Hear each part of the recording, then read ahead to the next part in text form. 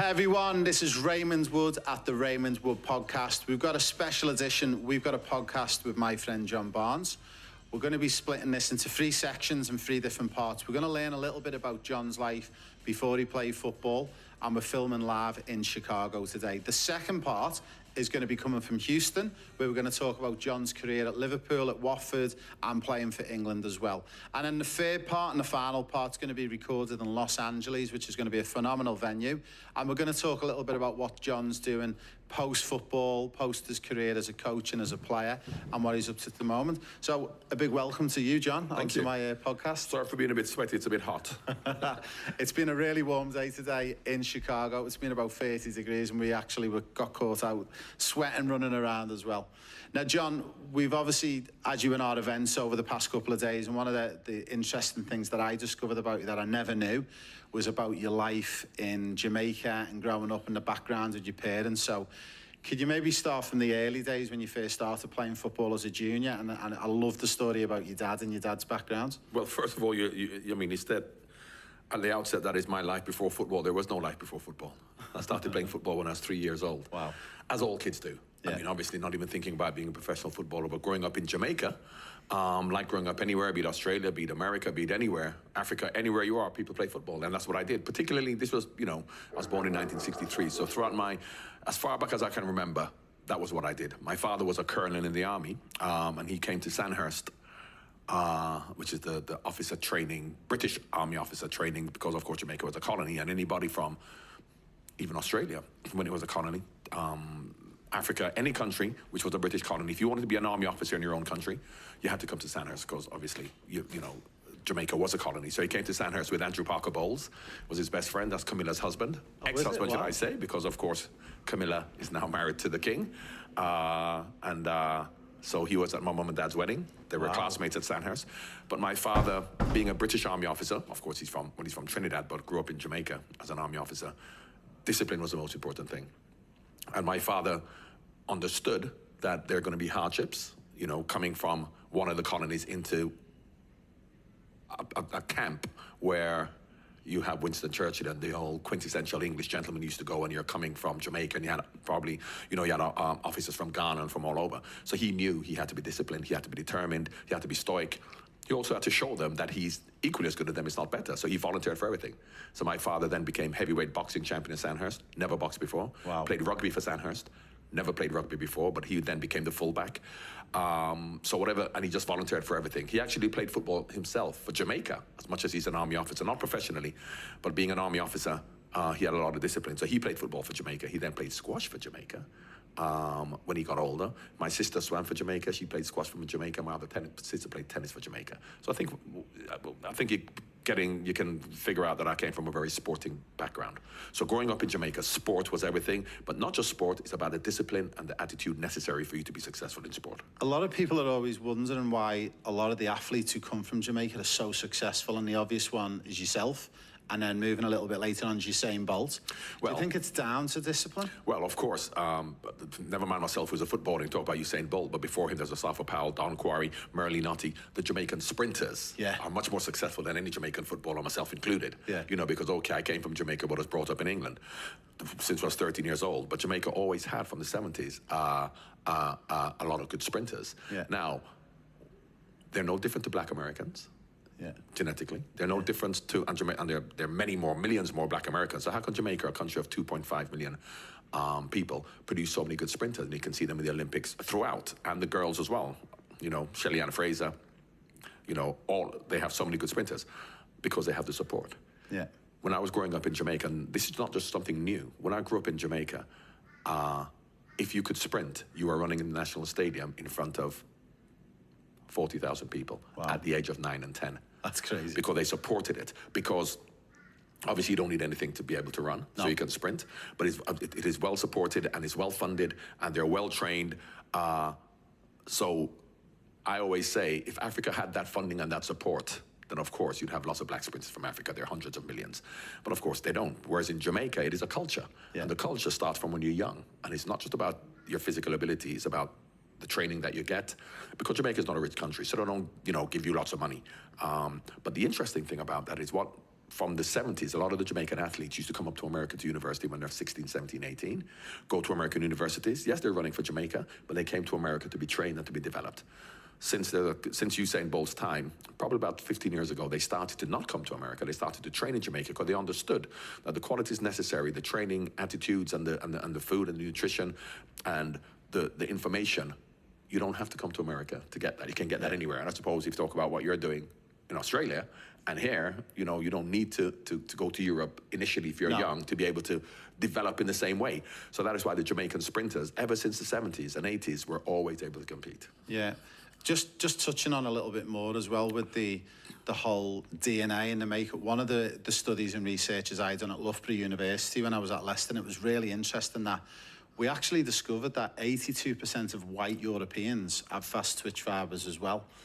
And it was really crazy to read that. And then I was thinking, well, if there's a lot of white European backgrounds have got it, why aren't they doing so well in athletics? But then you look at Jonathan Edwards, who was the triple jumper. Yeah. His record will never be beat, I don't think. No, absolutely. It's a cultural thing because, of course, you have to go through it.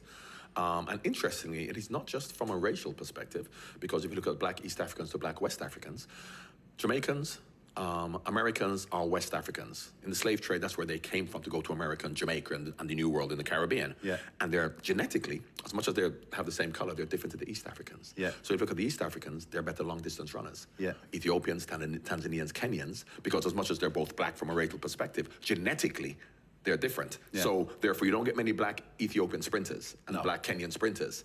And of course, the black Americans are from West Africa, so therefore they're different body types. So genetics does play a big part in it. But once again, unless you're going to be able to put those genetics to good use in terms of not just the information in terms of how to train and what to eat, you also have to have an environment which encourages you to train, to do, because of course, from a genetics point of view, you don't have those genetics that you can just run. You have to then put the work in. You got to put the work in. And again, I think that all goes back to that discipline, doesn't it? And having that structure. So let's talk about, you said you were 3 years of age, you started kicking your first ball. Who was your first influence? Was it an uncle and aunt? Was it your dad? Was it mom? Was it cousins? Absolutely my dad. Absolutely. My father, because my father always, because he's very sporty. I mean, he's a colonel in the army, so first of all, discipline is important. Yeah. And secondly, from a sporting perspective, interestingly, I swam competitively from the age of 7. We used to swim in Miami. My sisters used to come and swim internationally, and I came to swim in Miami on the 10s when I was 9 years old from Jamaica in an international meet for my swim club, Marlin. But what used to happen when I got to, I've always played lots of sport, but we lived near the stadium pool in Jamaica. We used to walk to go to training every day, swimming practice every day. And every now and again I'll stop off to play football. And my dad said, if you're not going to take this seriously and not go to swimming practice every day, because you could always play football at other times, he said, stop swimming. So my dad always said, unless you're going to do it with authenticity in terms of putting the effort in. So he wanted me to go to training every day. And because every now and again I'd stop off and play football with my friends, he said, stop swimming. Yeah. So my dad always said, whatever you're going to do, you give it 100% commitment. What was your stroke at swimming? Was the one Breaststroke. Breaststroke, and that was your preferred? Yeah, breaststroke was what I did. My sister did IM, she did backstroke freestyle, butterfly, she did the individual medley, she was very good. And once again, because sport generally, or just not just sport, but in terms of education, you put your mind to it, you can do it. My sister then didn't take up squash till she was like 20. Yeah. And then at 25, she was playing squash for Jamaica. So and she was a good squash player, but she worked really hard. And my dad always said, whatever you're going to do, you have to work really hard at it. So it sounds like from a young age you were doing a lot of sports. And what age was it when you started to really specialise into football, where you probably got rid of the most of the sports? Was it more in the teenage years? Well, I didn't really get rid of it because, of course, at school, I only went to a rugby school in England. I didn't play football at school. I played for a local football club. But I played rugby at school only. So then I played rugby for London schools. We had London school trials because I could run. So I'm playing rugby up until the age of 15. That's when I gave up. Because in Australia, when you get to 15, 16, you get those big boys who want to really hurt you. I was a good runner. I could pass. I could move. But then all of a sudden in these trials, these boys were trying to kill me. You get a few of those Kiwis coming after you. I played cricket. I played at Middlesex when I was 13, 14. Yeah. So as much as I played football, because I wasn't concentrating on being a professional footballer, that's my favorite sport, so I loved it. But I played cricket because I loved it. I played rugby, I played table tennis, I played squash, I played all sports. And I didn't know I was going to be a professional footballer until I was 16 and a half, and I became one at 17. So I wasn't then thinking at 13, 14, 15, I'm not going to concentrate on other sports. I played sports because I loved playing sports, but football was always the easier and the more accessible sport. More natural, yeah. It's really, this as well, it's very political and topical on early specialisation and doing a mix. And what we discovered in the Premier League and the English FA when we worked on this EPPP project, and it was through Loughborough Uni, we actually discovered that doing a multiple set of sports at a young age, all the way through up until teenage years, actually built up what was called a foundational base. And the foundational base was building up agility, balance, coordination, and speed. And we actually discovered as well something that was really, really interesting. To be able to create fast twitch fibres, you need to build up a base of slow twitch fibres first. And then on top, your fast twitch fibres grows and develops. So it's really interesting to see that you, within that case, sort of like doing all those foundations, you were doing a lot of different sports, swimming, you know, you said you were doing rugby, and football wasn't really specialised until you were 16. Yeah, but the thing about it is that because, of course, you look at the correlation and the crossover between sports as much as you don't think. Because, for example, for goalkeepers, you look at footwork. Like, if you look at the way tennis players play tennis, they never cross their legs when they run across. They move sideways, not as goalkeepers do. Yeah. So you have, and boxers. Yeah. So therefore, and as much as even when I did box as well, till they started to hit me too hard. I went to boxing training and I love boxing. I was a really good boxer, and I love training with my friends. I played at the YMCA, but every time there was a boxing event to box somebody you didn't know, I said, I'm not interested in that. Yeah. But the footwork involved. So therefore, and this is not, I mean, now they're teaching you how to do it, and they're telling you that specifically this is what you do. But when you learn it by just doing it with a boxing coach, for example, I'm not thinking about my footwork for football, but it comes naturally. You know, you don't cross your legs in football either. You know, you move sideways. So all of these sports helps you in football because, of course, there are different dynamics, changing, you know, angle, changing directions. I play a lot of squash where you got to come forward, you got to come back to the middle, you move sideways, you move in and out, you move. So of course, now in football, they teach you all of this specifically for football. Yeah. But a lot of other sports gives you an idea for football in terms of the movements that you have to make, subconsciously, without even thinking about it. Without even thinking about it. So we move on a little bit as you get more into closer to your teens. At what age was it when you first had that first experience of going overseas and leaving Jamaica? Was it 12, 11? Well, I was going, as I said, we're going to Miami. Jamaica's an hour from Miami, so I know family and lots of Jamaicans go up there. So I was going to Miami, you know, very regularly, two times a year, 3 times a year. We swam there, played football in Miami when I was younger, because in Miami they've got a big Hispanic population, so they always played football. So even when I was young, you know, I'd go up and play football. But of course, I then came to England when I was 12, 13 years old, permanently. To emigrate. But before then, America, we didn't go anywhere else really, because our cousins in Miami, so we didn't really go around. So mainly from a swimming perspective, my sister swam in Colombia, they swam all over. So yeah, we were always well-traveled, but mainly just to America. And just to finish on this little mini segment before we go to an ad break, but Miami and the football's getting huge then, you know, I'm probably going to talk about David Beckham. He's doing a great thing as well for the game over in the USA. Do you actually know David fairly well? Have you met him? I don't know if I met him, but I don't know him that well, but I have met him. But, you know, like anything else, football has been around for a long time. A long time. You know, as I said, at his 19... born in 63, by the early 70s I was coming to Miami. A friend of mine was coaching in Miami back then, and I used to come even when I was 11 and 12 years old, playing Miami Classics against the teams from Miami, from Jamaica. So, you know, as much as we're thinking that this is new, this has been around for a long time, it's much more professional, it's much more organized, it's much better funded. But even back then, we were coming up to Miami to play football matches back then in the early 70s.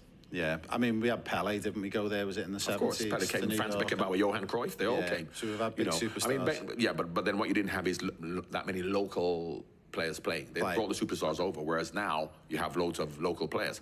The one thing I would say about that, though, is, and which could really help America to grow even more, is if they, you know, stop viewing it as a middle-class sport. Yeah. You know, if you get the athletes who are playing American football, baseball, basketball, the real athletes, and they come play soccer, because, of course, the best athletes in England and wherever, I'm not talking about specific for boxing or sprinting, but just athletics generally, you know, everybody wants to play football, whereas here, football seems to be either a middle-class sport or a sport for immigrants in terms of whether you're Hispanic or you're from, you know, whereas the local American kids, it's only the middle-class college kids who play football.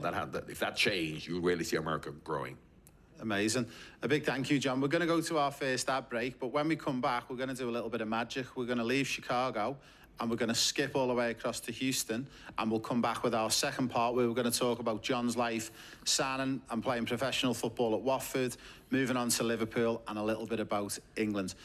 Watch this space, listen to the advertisements, and we'll be back in a few minutes. And it won't be as sweaty in Houston, although it's hotter. Thanks, John, and thanks everyone for listening in. We are super excited. The Professional Player Pathway book is finally here. It's just launched. You can now purchase this book. If you want to learn what it takes to make it as a professional football player, if you've got a son or daughter who's aged between 7 and 8, all the way up to 23, this has got the 7 pillars and the 7 secrets on how to make it in the Premier League, in La Liga, in the top leagues around Europe. The project that I worked on, the Premier League and the FA spent £1.6 billion to date on this project. It produced players like Lauren James of Chelsea, Jude Bellingham of Real Madrid, Trent Alexander-Arnold of Liverpool, and many, many more. Guys, if you want to make it as a pro, the Professional Player Pathway book is the book for you. Hi everyone, we're back from our ad break. It's the second part of the podcast with John Barnes. Now, thank you to Modern Technology. We've just come all the way from Chicago. We're now magically in Houston. Welcome back, John. Thank you very much. Equally as hot, but not as sweaty. Now, we're going to speak to John about his illustrious Liverpool career and how he first heard about getting the opportunity to sign for Liverpool. But obviously, you spoke to us about your career at Watford and then going into Liverpool. So if you can explain a little bit about the background and the amount of time that you spent at Watford, and then obviously when that first opportunity come to come for Liverpool. Well, I was at Watford for 6 years, and this wasn't the first opportunity I had to leave Watford because, of course, I'd been there for 6 years. I'd been playing for England for 3-4 years before I even went to Liverpool. The goal against Brazil was when I was 20 years old, and I had another 3 years at Watford. So in between then, I'm sure that opportunities, AC Milan may have been interested in other clubs, but I stayed at Watford for 6 years. And Graham Taylor's the one who actually said to me, you are going to go to Liverpool. Because he said, that's the right club for you. The time is now right for you to go. You've done your apprenticeship, if you like, because now what happens in football is that the young player plays well for 1 year at a decent club, and then he costs £80 million and goes to a club and he sees inconsistency because he's not shown he's at a level of consistency over a period of time, which will then warrant you coming to a big club to know that you're going to hit the ground running, you're going to do well, and you're going to be consistent. Peter Beardsley was at Newcastle for 6 years. John Aldridge was away at Oxford and Newport for 6, 7, 8 years before he even came to Liverpool. So back then, clubs really did their homework on you to know, yes, you're a good player, but can you prove year in, year out that you can do this? And that's when Graham Taylor actually came to me and he said, Liverpool have come in for you and you're going to go to Liverpool. They came in January 1987 because then you could have gone at any time. There's no transfer window. But he said that, okay, you're going to go at the end of the season. You're not going to go to Liverpool now because... and he's right, and I still believe it, that mid-season is not a time for you to go to a club because you have to bed in new culture, new system, new teammates. You've got to get used to the tactics. So it's always good to go at the start of the season where you can have a good pre-season, physically, mentally, getting used to the players, getting used to the system, the tactics. So I then went to Liverpool at the beginning of '87. And Peter Beardsley came at the same time as me. About a week later, he was the most expensive player. So it was a bit of a change for Liverpool because Russian had gone to Juventus, Kenny had retired. So it was really, me and Peter and John Aldridge really were to replace those two. To try and replace them. So you went to Liverpool in '87?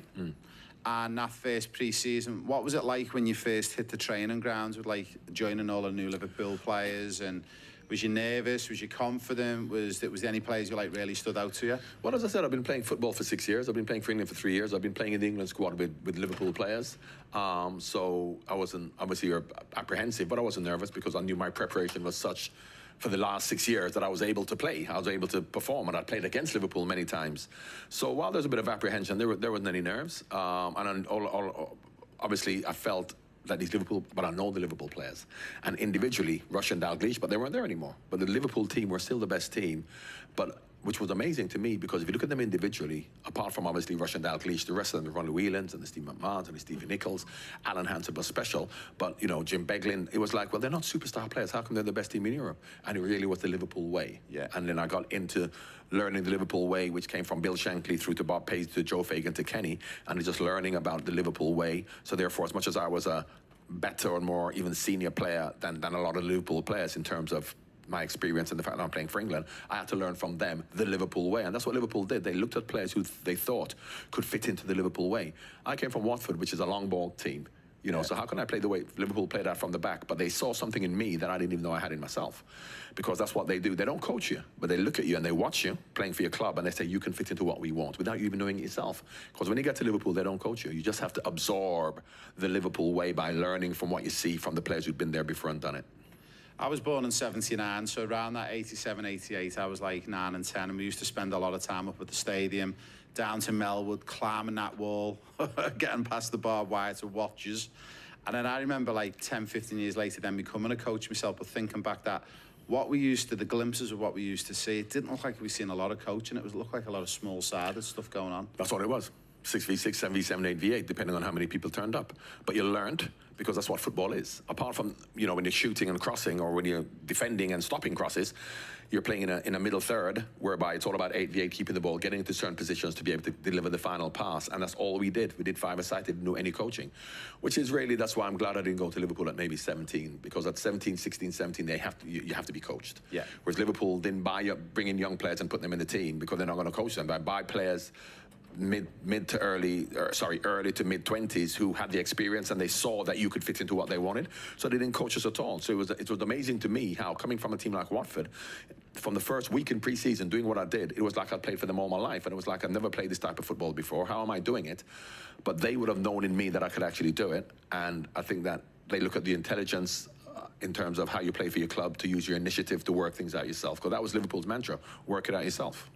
I remember growing up, and Dad, he was an armchair supporter. He drove wagons all around the country, delivering to like supermarkets, but he even knew it was the Liverpool way. Pass and move, the Liverpool groove. That's like what we grew up with as fans, and it's exactly what you guys were doing, wasn't it? Well, Ronnie Moran, that's what he said: pass and move, don't stand still, rotating in positions, you know. So there are times when, you know, I would go to left back, Stephen Nicol would come over, and then I knew how to play left back until we could get back into position. So rather than passing and standing still, it wasn't just passing and moving, but moving into a different position, and everybody had to do it. So therefore, the formation stayed the same, even if the personnel was different. You know, so the rotation, where Peter Beardsley would drop off into midfield, Seaman Mann would make the run, and Peter Beardsley would become that midfield player. So therefore, you always had the shape, and maybe the personnel changes, but the shape to continue to move, either offensively or defensively, when all of a sudden Peter Beardsley is the deepest lying midfield player, and he has to defend like Ronnie Whelan.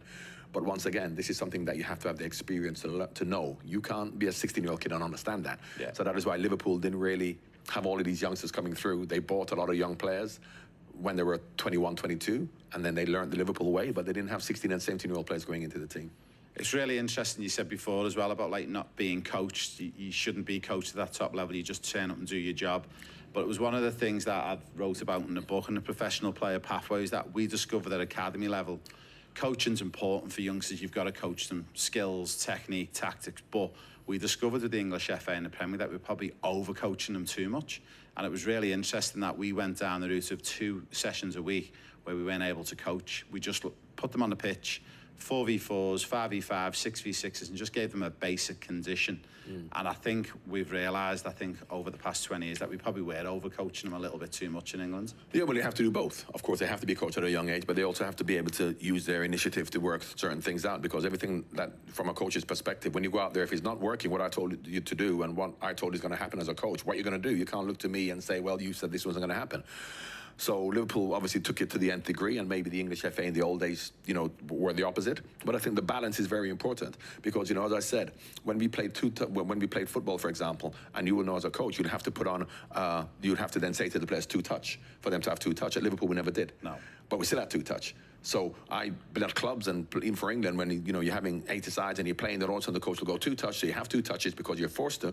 Then he goes right free, and everybody starts to dribble. Yeah. In Liverpool, that was never the case. They still play 2-touch, because that's the way you play until you get into, obviously, each penalty box.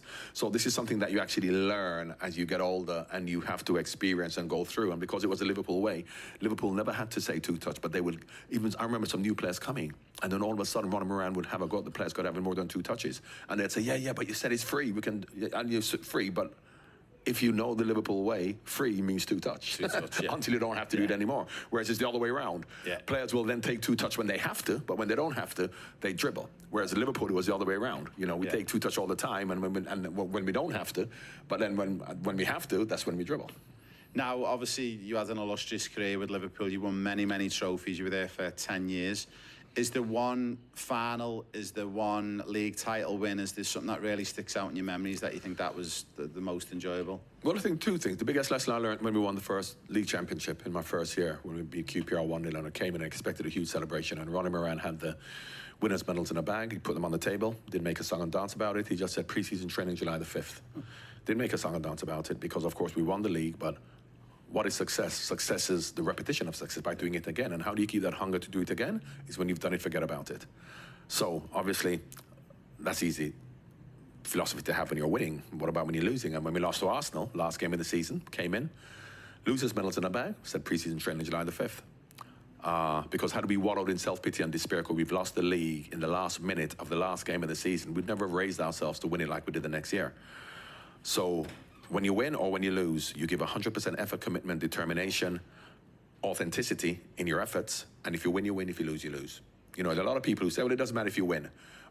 Of course you want to win, but if you give 100% and you lose, there's nothing you can do about that. So I always learned that from the Rudyard Kipling spoke about triumph from disaster, a great poem talking about the way you treat those two imposters. You can't necessarily, you could play in a cup final and hit the post 20 times, play really well and lose, but you've given it all, so you can't do anything about that.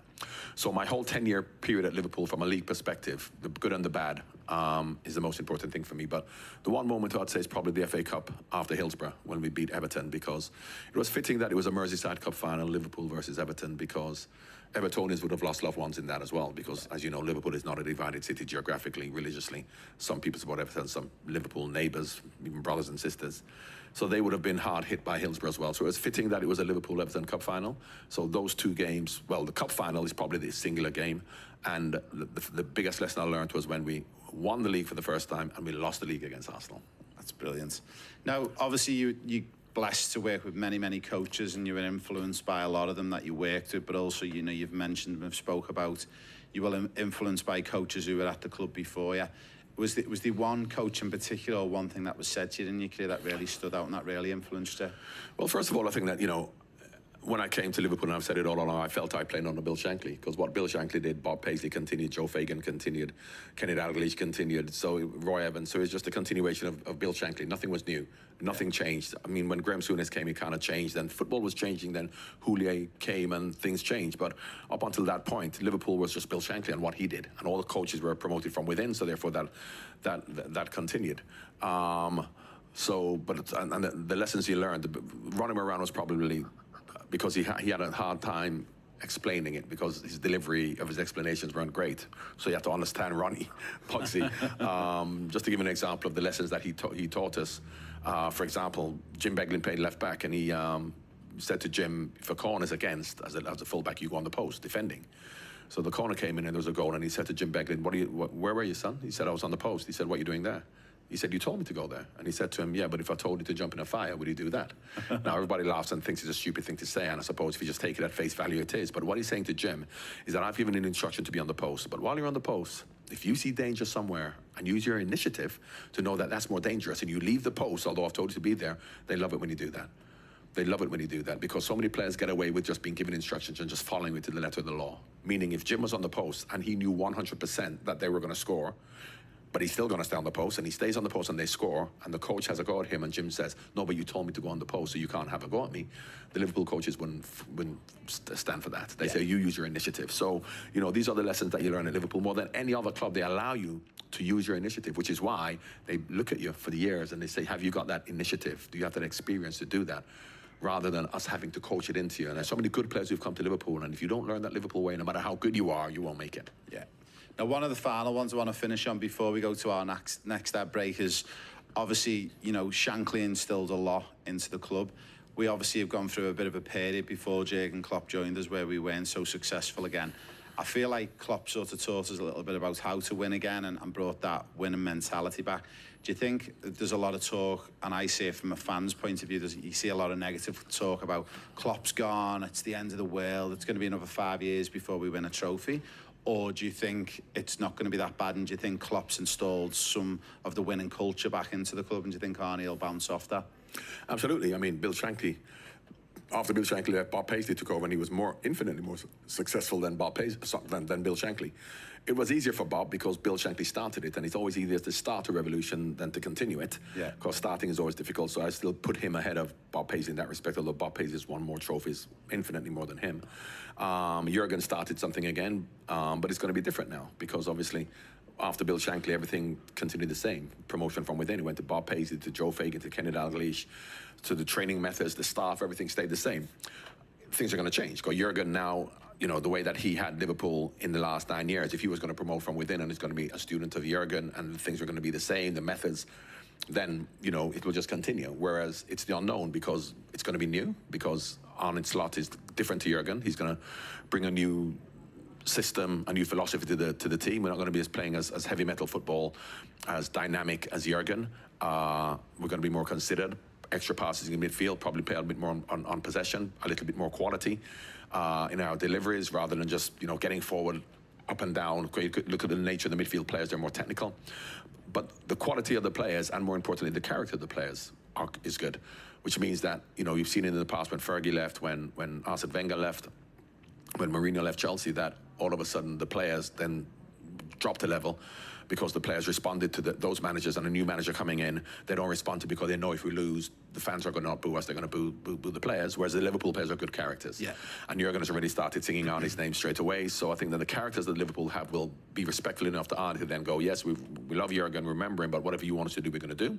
So I've seen those signs on pre-season, that they will give 100% effort to try and now make it the Arne Slot way.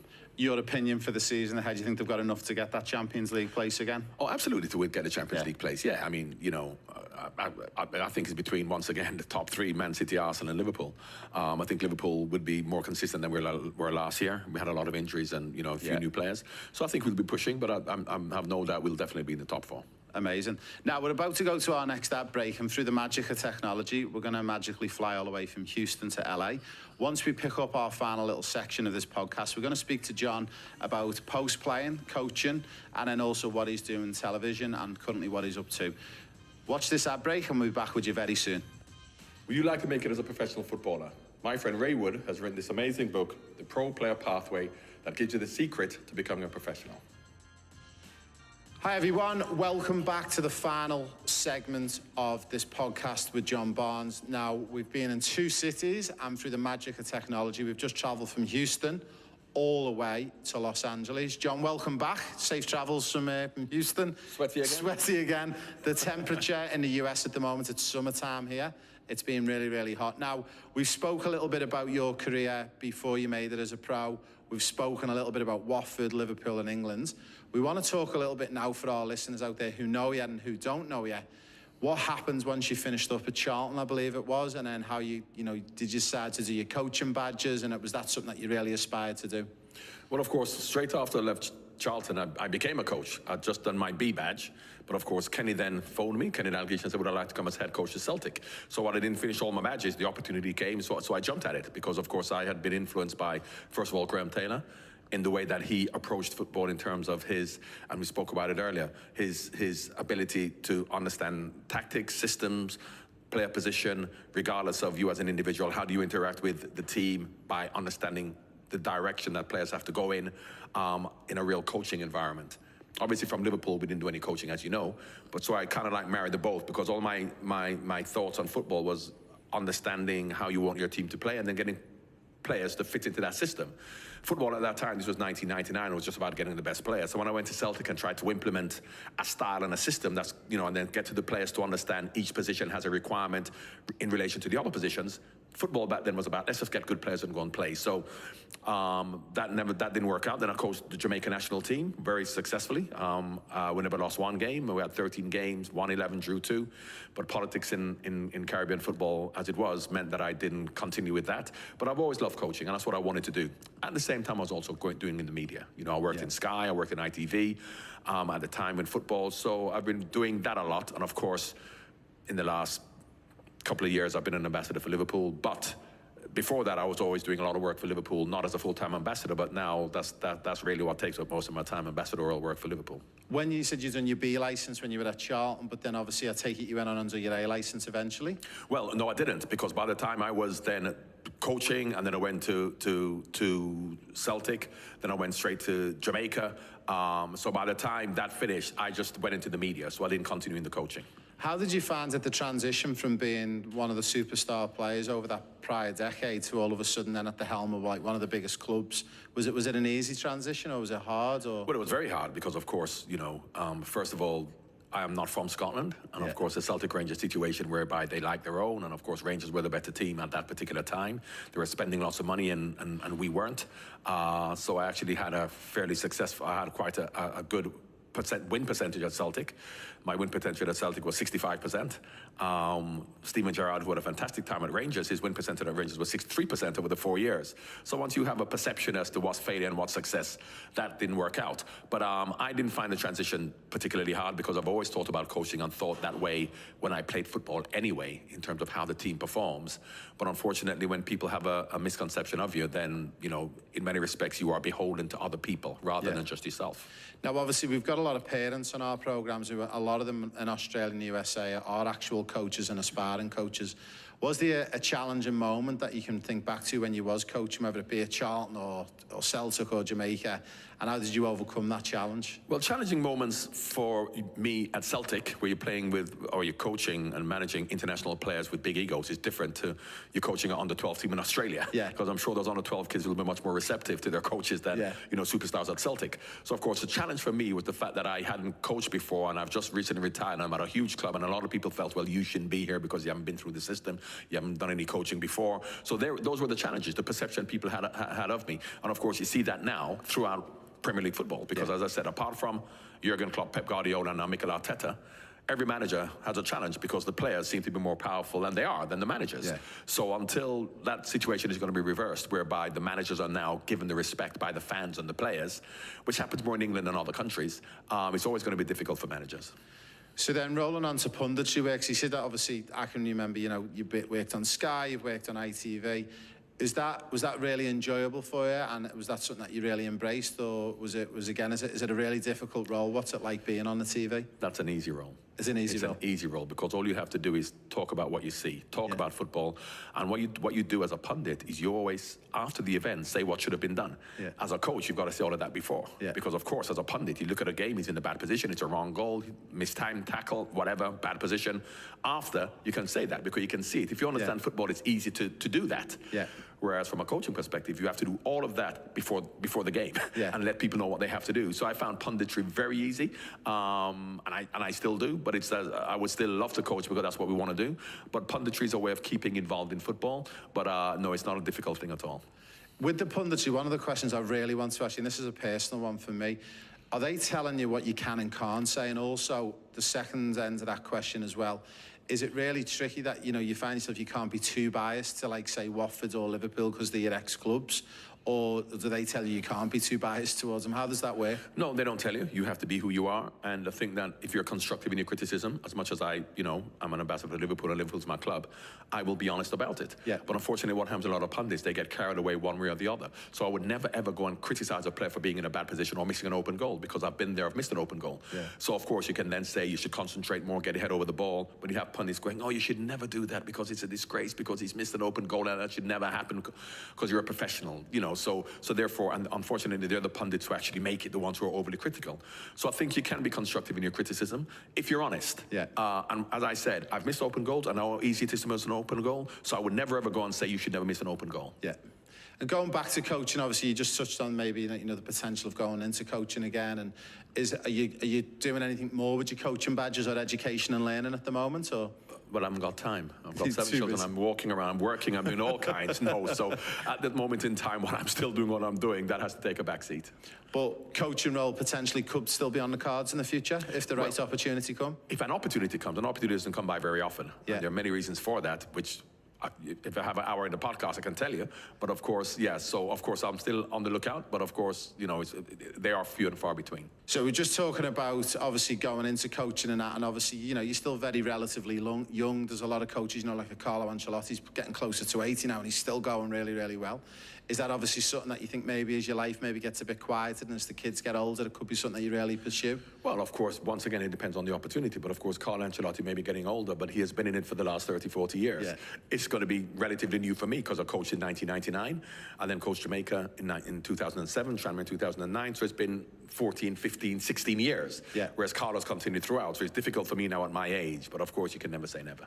Now, one of the big things to finish on before we finish the podcast, we always get our players in the room and parents as well to write down the one big scary goal for the next 5 to 10 years. Have you got a big scary goal that you'd like to achieve or do? You know, is it whether it be something to do with your family or something on a personal level with work or business? Is there anything that you've got planned for the future? Well, at my age now, there are no scary goals ahead. The scary goal ahead is just to try and stay healthy. John, a big thank you. It's been amazing. We're so blessed to have you with us on this tour in the USA and Canada. And I know not just Liverpool fans, but football fans around the world are going to cherish this podcast. And a big thank you for me and the guys at Euro Football Star. It's a pleasure. Thanks for having me. Thank you.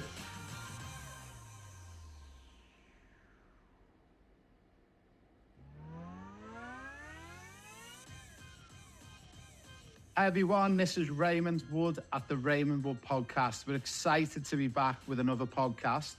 Now, over the past couple of weeks, we've had ex-famous football players, coaches, and also from time to time, we bring on players who are currently on our professional player pathway program.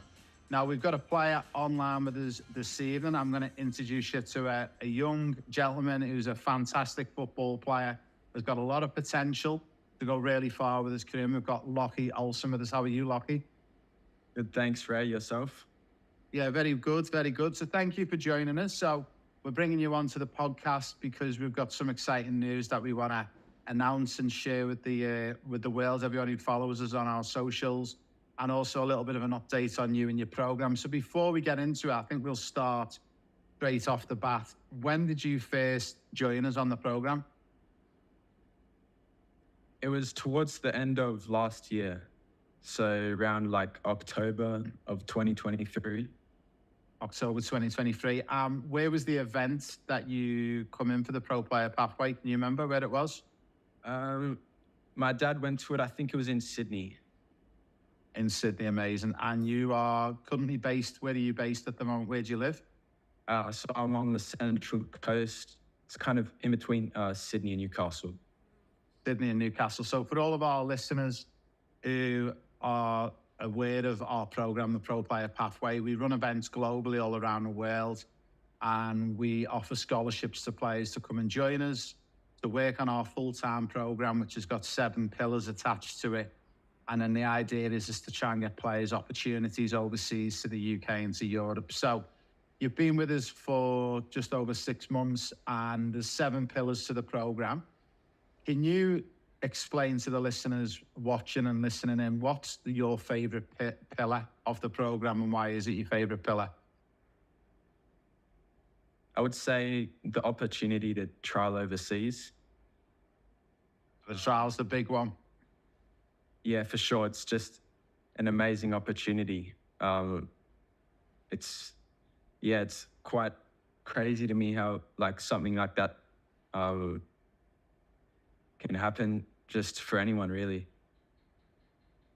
Yeah, it's one of the big things that we've decided when we set up. We've seen there was a lot of problems, not just in Australia, but also in the USA and Canada, where there's a lot of trial opportunities getting put forward for players, and it costs a lot of money, but there's no preparation to prepare the players. And that's one of the big things that we spotted, that we could do a lot of the work with yourself and with the players and get you prepared, ready. So then when you go over for opportunities, you stand a way better chance of being successful. So obviously you had Dad, who was part of getting you signed up to the program, and it must have been a dream come true when you first heard about the program, that there was this opportunity to not only work full time with myself and with some of the professional coaches, but also to get that once in a lifetime opportunity to not only get a trial, but to be guaranteed a scholarship as well.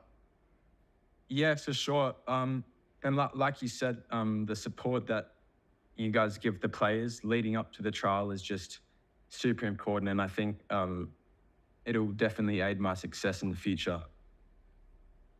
Will, most definitely. Now, Lockie, let's talk football. Who's your favourite football team? Manchester United.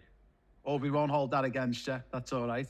So Manchester United are going really well in the summer. They've got quite a few signings already over the line. Is there anyone that you really particularly looking forward to watching in the new season? I think the youngster Kobe Manu has come up through the academy. I think he's a very good player. Yeah, he has a very good summer as well with England in the Euros as well, and nearly won the Euros with England. They just missed out on that final game against Spain.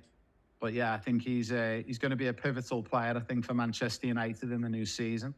So what age were you, Lockie, when you first started playing football? What's your first memory of playing football? Can you remember how old you was roughly? Would have been 3 or 4 maybe years old, just in the backyard kicking a ball around with my dad. Just you and dad having a kick, and that's how it normally starts, doesn't it?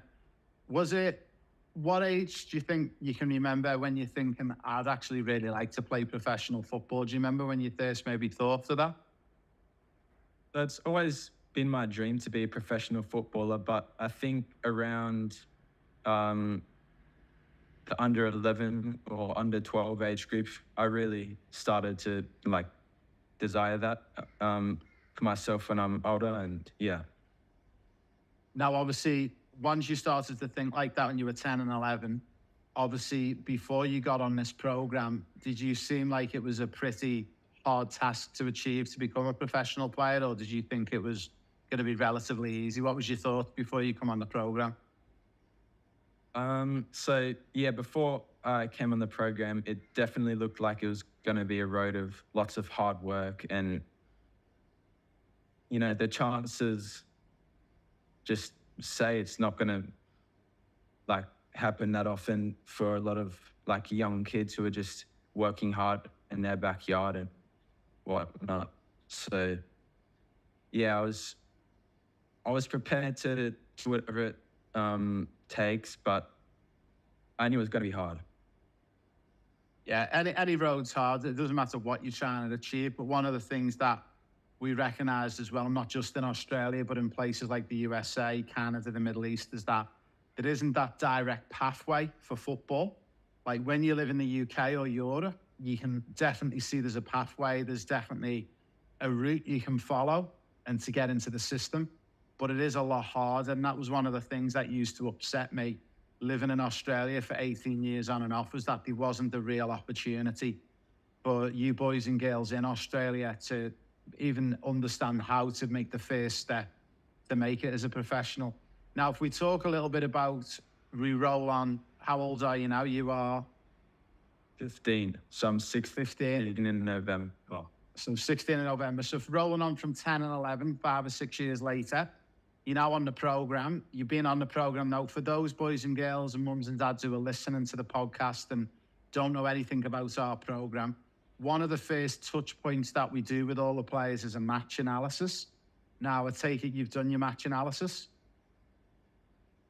No, actually, we haven't been able to get footage, but I was actually going to get mum to film my game this weekend. So amazing. Well, that's exciting, because for those who are listening in, the beauty about getting the match analysis completed is that we draw out those objectives for you, and we can start to push it in that right direction. So that must be exciting, knowing that you are about to get your match analysis completed and you've got to get your video submitted. So is it going to be an up-and-coming game that you're going to get recorded in the next couple of weeks, is it? definitely, I have one this Saturday where it's a home game, so my mum will be there for the whole match. And I have around just a few more games in my season. Since I play for my school, our season's a little shorter, but yeah, I'll definitely be able to film a few games, which is super exciting. That's going to be good. And then we'll get you connected with one of our professional coaches and get that match analysis completed. That's one of the key areas that we need to get done. So once you've got your objectives, you can start working on them and preparing for your trial opportunity next January. Now, in relation to some of the other pillars, one of the other pillars is obviously the GPS tracker. Have you been wearing the tracker for training and games over the past couple of months? Yeah. For I think since pre-season in January, I've been wearing it, and it's just so useful. I think it's essential for footballers, because really you can track things like heart rate, how far you run in a game, how fast you run in a game. So it's definitely good for improvement in your game, and yeah. That's amazing. It's another big key one that we introduced into Europe and into the Premier League probably about 15, 20 years ago when the first GPS trackers come around. And one of the big problems we had was, like with anything, it was very, very expensive to get the kit and equipment. But now with the prices coming down, it was an essential part to our program to get added in. And as you just alluded to, for all of our listeners listening in, the reason why we have the GPS tracker is not only does it record, as Lockie just mentioned, distance run, acceleration, deceleration, how many sprints you do in a session.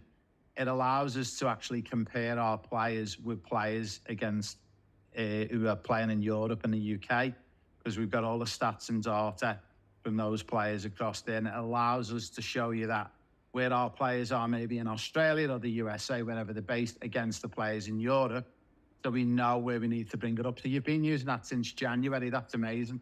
And you're pretty much using it for as many sessions a week as you can. Yeah. What's one of the big things that you think you've learned from the GPS tracker? Is it taught you anything in particular? Yes, actually, when the stats on the GPS tracker were like maybe better than in comparison to another session, I could definitely see that the session with, the greatest stats was a better session, and I played better in that session. So, for example, distance ran in a session, since I'm a midfielder, that's maybe one of the most important ones in my game. So, yeah. Yeah, it's good. And have you noticed over since January that you're progressively getting better with some of your stats and that? You're keeping an eye on like your sprints and your distance covered? Yeah, it's been slow. For the first few months, it was kind of just the same. But then I did start to focus on improving those stats, and they're just getting better and better each week. Now, before we talk about the trials and going to the UK and what you're looking forward to the most, one of the other pillars is our intolerance and DNA test. Have you had our test completed yet, or are you still waiting for that to be completed? I know I've got the results back from the test, yeah. Amazing. So just again, for our listeners listening in, one of the pillars out of the 7 pillars is our DNA and intolerance testing. And the reason why we use this is to try and reduce the amount of inflammation that goes on in players' bodies, and also to make sure that the digestive system is not spending too much time digesting food and drink that it doesn't want to digest because it's not tolerable for that particular body. So it's an individual test. So Lockie, to walk through for no one who's ever seen one of these tests, what did you have to do to get your test results? How was it tested? So first I had to snip off a few inches of my hair, and then I'd put it in a Ziploc bag, and I would mail it over to an intolerance testing company in Queensland or something, and they'd do the test and they'd just send me the results back, and yeah. Amazing. So how long did that take from when you cut your hair to getting your results back? Was it a few months or a few weeks, or? I think it was around 4 or 5 weeks before I got the results back. That's not too long. And obviously, when you got the results back, were you excited to see what you could and couldn't eat? And what was the anticipation like when you got the results back? Yeah, I definitely thought it'd be interesting. And I was actually super surprised with some of the foods that I used to eat daily. Turns out they were not good for me at all. And yeah, I've started eating substitute foods instead of those each day. So yeah. Amazing. So for everyone again listening in, with the DNA and intolerance test, it flags a report back to all the players and individual reports based off the DNA sample from the hair. And in black is everything that they can eat and drink, and then it flags up any items in red. And the advice from that test result is to give that particular type of food or drink a bit of a rest for 6 months. What was some of the things in there that were flagged up against you that you normally were eating, but it told you it didn't want you to eat? Yeah, so there was things like cow's milk, chocolate. There was some types of pasta that I couldn't eat, and they were the main ones. Yeah. Is there anything in particular on there that really upset you, that you were like, damn, I can't believe I've got to have a break from that? Was there anything that you really miss? It's definitely the chocolate and milk, definitely. I was the same when I got my test done. I don't know if you remember from the presentation, but I think it was Cadbury's, chocolate, milk, cheese, bread. It was all completely wiped off my schedule as well. Now, I know from my personal point of view, when I got my test done, because when we first considered to bring this on board for the players, I wanted to test it to see how good it was and if it made a difference. And I'll be honest, since I've started following my results, like things I'm not allowed to eat as chocolate, eggs, cheese, bacon, I've removed all of these items from my day-to-day life 99% of the time. And I've noticed like not only like weight loss, and it wasn't done for weight loss, it was done just to give it a try, but weight loss, skin, nails are growing really long all the time. Have you noticed anything since you made the changes that was for the benefit? Yeah, so before I got the test done, I had like some like brain fog, you could say. And, 3 months later or 4 or 5 months later, it's all gone now. And yeah, I think super clear. And that would definitely help on the football pitch. So yeah, it was a big one when we first discovered it, and they started introducing these tests in the Premier League and with some of the top teams around Europe, was that they found it got rid of headaches, migraines, brain fog, congestion in the throat, because there's a lot of congestion and phlegm that gets built up from particular foods like milk and dairy products particularly. But what was really interesting as well is that about 70% of our players actually flag up for chicken as well. So they've got to take chicken out the diet. Is chicken okay on your foods or? yeah, chicken was fine. There were no meats that were bad for me. It was mainly just like dairy, and yeah, it was mainly dairy, to be honest. That's amazing. So that's another big one, I suppose, for you in your journey, that maybe this time 9 months ago, you didn't have the GPS tracker, you didn't have your objectives, which you're going to do for your match analysis, but also you wasn't even aware that like this was causing a bit of a brain fog in regards to your nutrition. So you must feel like in a better position now that it is possible to make it and play professional football. Now you are actually training daily like a professional football player. Yeah, it's just totally different. I would never have expected to feel like how I'm feeling right now, like 9, 10 months ago. It's just great, really. I'm super excited for you to get your match analysis done. So we're really looking forward to see that happen in the next couple of weeks. And we'll get you linked up with one of our coaches. So again, for mums and dads and players listening into the podcast, one of the pillars of the program, we actually get a match analysis completed. It goes off to Portugal. We get our top analysts in Portugal to analyze the game. And these analysts actually do match analysis for clubs like Manchester City, Manchester United, Liverpool, Real Madrid, all the big clubs in Europe. We get an individual match analysis completed for our players. It then gets sent back to us. We then over-analyze the top of it with one of our professional coaches who's based in the UK. So we've got coaches based at a lot of the big clubs in Europe and the UK. They'll then connect with Lockie on a Zoom call. They'll spend about an hour with Locke going through his match analysis, going through his match objectives. And those match objectives then get put into his football plan, which is our web-based portal. And then once he's got his objectives in there, he can then start working to better himself as a player. So it's going to be super exciting to get that done. Now, before we finish off, Lockie, we've got about 5 or 6 minutes to go, if you're okay just to hang with us for a few more minutes. Now, we're talking about trials. You're going to the UK in January. What's the one thing that you're really looking forward to about this opportunity through the programme? I think it's just a different environment to what I've ever been in. So I'm excited to be exposed to that, and I'll be able to learn off that and improve from, that new environment I've been put in. I also am excited to showcase my talent to some really experienced coaches over there in the UK, and yep, that's it. That's amazing. So again, for everyone who's listening, we set up these trial opportunities. We go to the UK in January every year. We also go to Spain, to Barcelona, and to Paris Saint-Germain in France every June, July. Part of that is that we open up opportunities at private academies, sometimes professional clubs.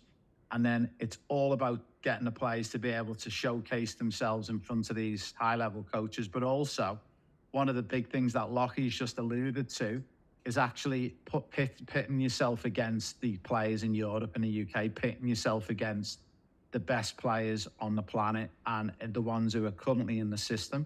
Now, we've been quite successful over the years. We've had in excess of 20 players who've been offered some form of scholarship to stay and live in the UK and in Europe and to play and train there full time. So obviously there's going to be an opportunity for every player who goes on the trial Lockie to be offered some type of scholarship to stay and play football in the UK and Europe. When you get your opportunity, do you think that's something that you might consider when maybe you're 16 or 17 or 18, is something that you think you might take on, or do you think it's a bit too scary to make that jump too early? What's your thoughts? Well, I'm definitely prepared to, sacrifice a comfortable life just for that opportunity to play football in the UK. So really depends on some other things, but I think, yeah, it's definitely an option to take that scholarship and play over there. That's amazing. Now, I know there's a lot of things that you've got to think about, and mums and dads do as well, everyone who's listening in. Obviously, where they're going to be based, what club or academy they sign for, but also the big thing that's really important to us, and before we introduce this as a pillar to the programme, is also having that education support for the players as well. So part of the scholarship opportunities for the players is that we're able to offer education with this as well. So as an example, if you were to sign for, let's say it was Manchester United, then we need to make sure that you've got your school attached to that as well, because it's so important that you've got a plan B and a plan C in the event your football doesn't turn out the way you would like it to over the next couple of years. So does that excite you as well, knowing that not only are you going to also get the opportunity to maybe play and train full time in the UK, but you could also do some schooling, some coaching badges, and you'll have a multitude of options within the game of football by the end of the 2-year scholarship. Yeah, it makes me feel really secure. And I think, feeling secure is definitely a key to also performing in those trials. I know if I don't perform well, then I still have some form of backup that I can lean on. Yeah, that is absolutely fantastic. Now, finally, to finish off, what's your big dream, Lockie? So if you could have anything you wanted within your football dream and vision, who would you be playing for? What position would you be playing? Would it be Spain? Would it be England? Tell everyone. So my dream, in the best case scenario, I would be playing as a 10, so as an attacking midfielder I'd say as an attacking midfielder for Manchester United. I'd have a long career over there, and then, after my career is finished, I would, pick up a job in some type of sports science. I think that really interests me. And yeah. That was the final question I was going to finish off. So when your football career is over, I was going to ask you, is it physio? Is it sports science? Is it coaching? Is it management? So you'd like to be to maybe be involved in the sports science area of football? Yeah. So after, if I finish playing, I would definitely like to stay in the scene of football. Yeah,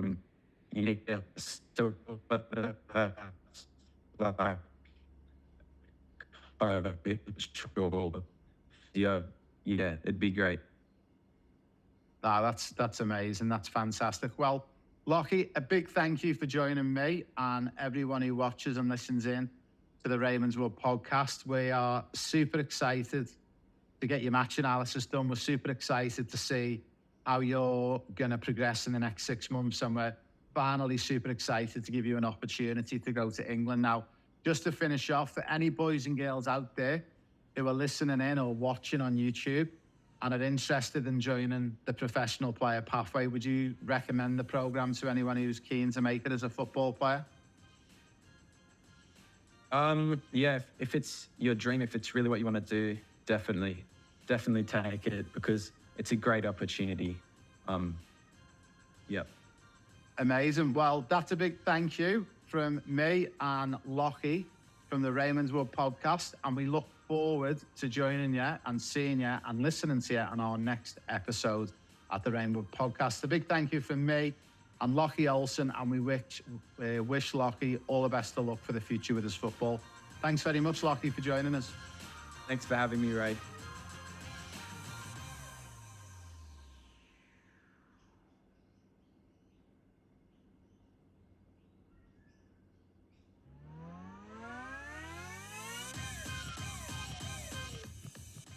Hi everyone, this is Raymond Wood at the Raymond Wood podcast. We are super excited to do another episode.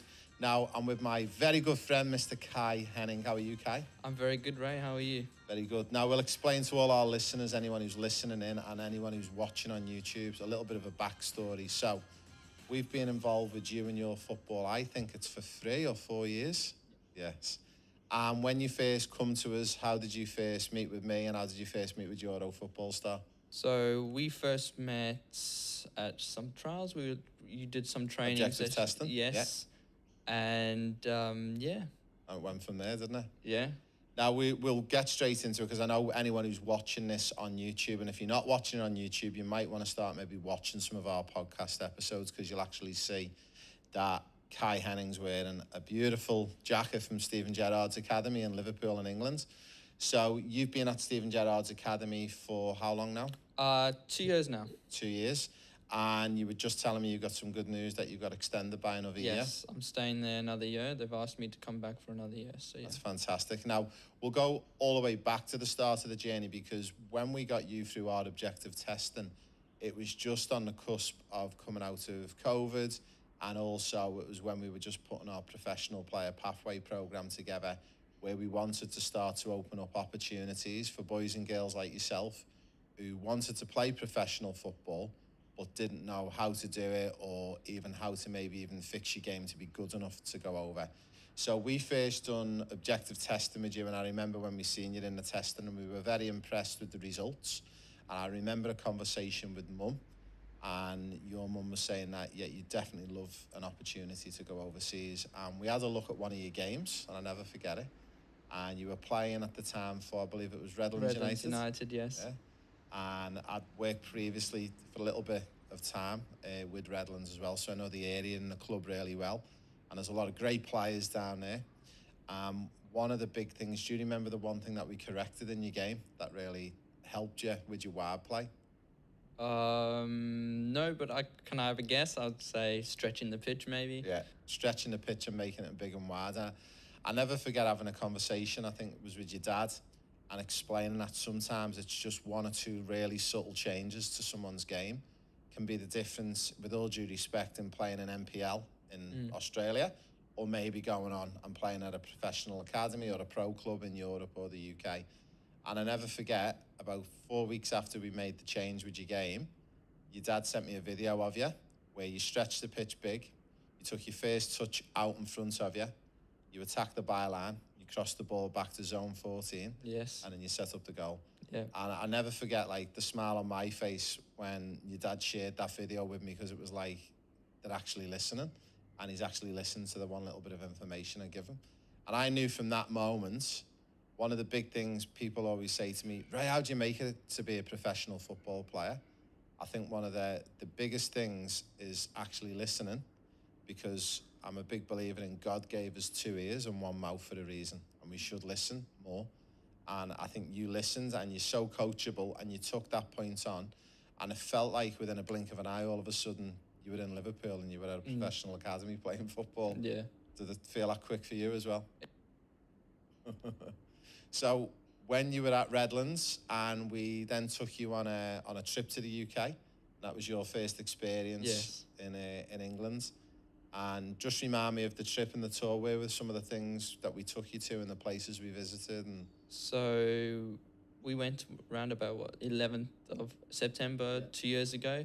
We went over to the UK. We went around towards Bolton Wanderers, their academy. We went to Stephen Gerrard Academy.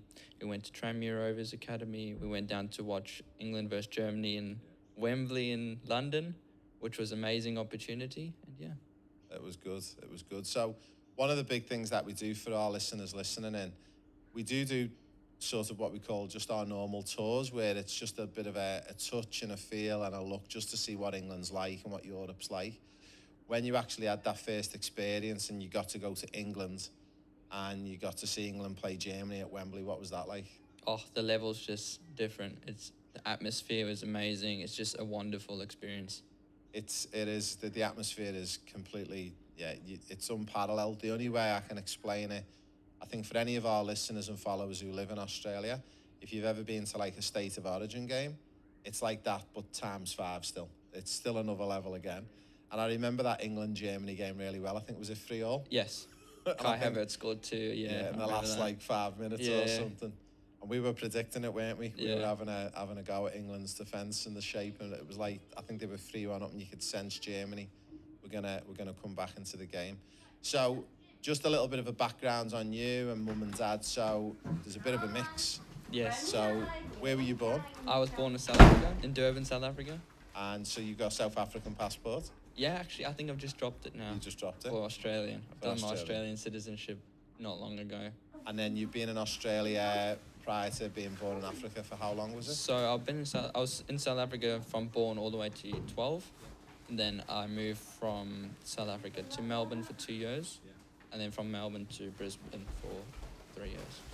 And then dad's from South Africa? Yes, dad's family's from South Africa. Yeah, and mum's English? Mum's British, yes. Yeah, British. So that means you got access to British passports as I well? do, yes.